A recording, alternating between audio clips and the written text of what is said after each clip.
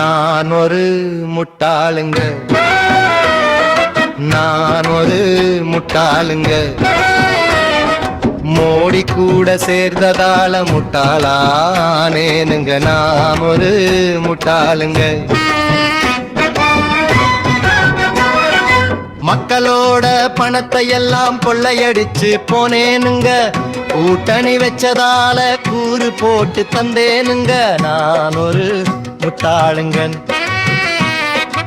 என்ன பிஜேபி ஜாடகுதான் வச்சேனுங்க.